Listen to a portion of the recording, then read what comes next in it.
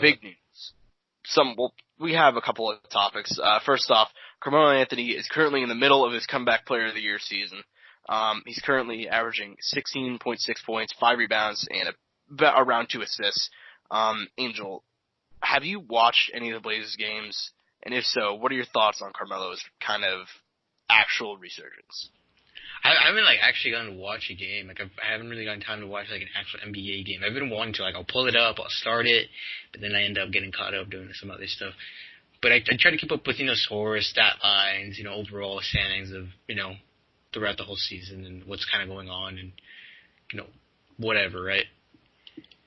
But him, I saw that from his first game to his second game, he had an improvement though. So I was like, there we go. That's what's up.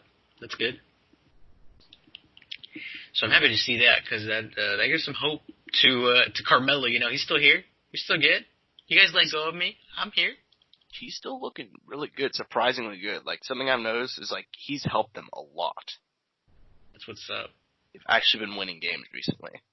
And that's what they needed. That's what they really needed because they were a team that was doing really bad for what seemed like no reason, in my opinion. No hate.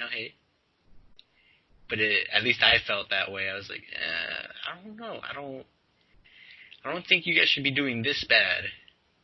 Well, they were the second worst team in the West, just statistically speaking, and the Warriors were the worst, which is kind of insane. But that's the way it was working out.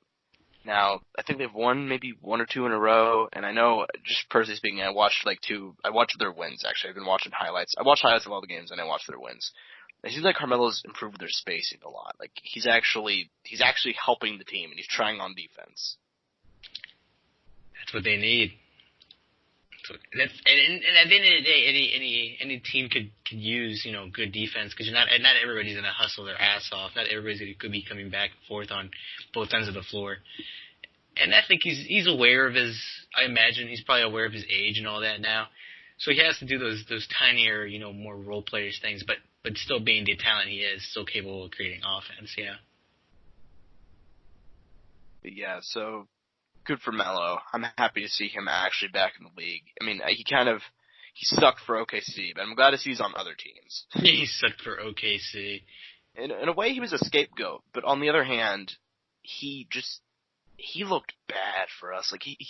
He tried to pretty much play the role of a spot-up shooter, and he couldn't really do that.